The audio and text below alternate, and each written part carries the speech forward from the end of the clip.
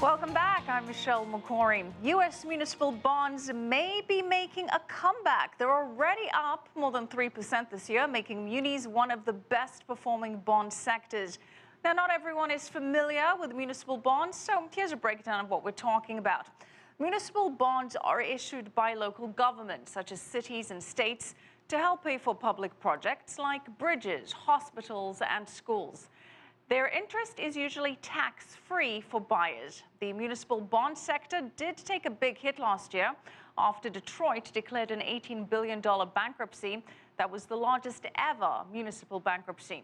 However, experts say a number of factors are beginning to give the municipal bond sector a boost.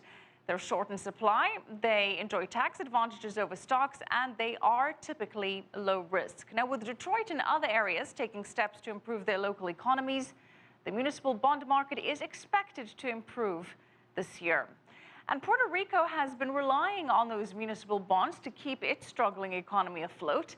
It's endured 8 years of recession brought on by lack of foreign investment and government mismanagement.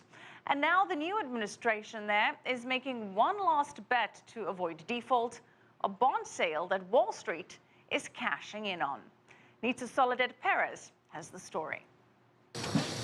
With an estimated $70 billion in debt, the government of Puerto Rico might have stopped the spending party, but Wall Street is having a feast of its own.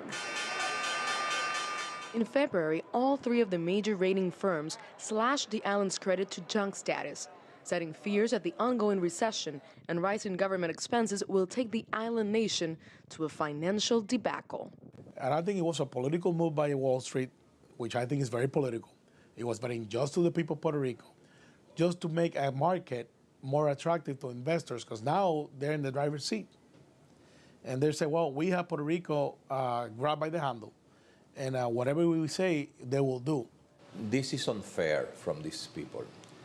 The crediting agency came with a wish list of things that Puerto Rico should do in order to keep the credit rating we had.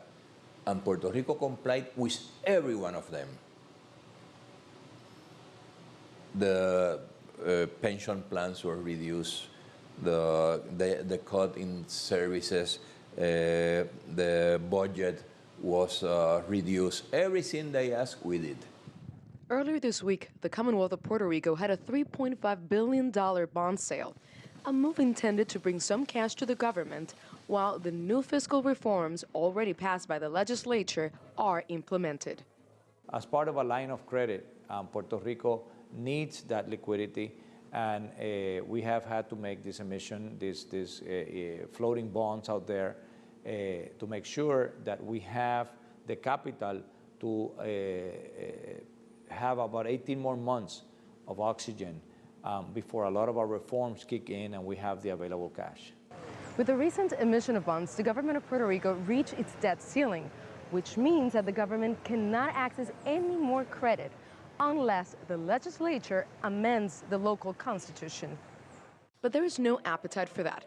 On the contrary, as part of the bond sale documentation, the government agreed to reduce its budget by $1.5 billion. And now it's time for Wall Street to celebrate.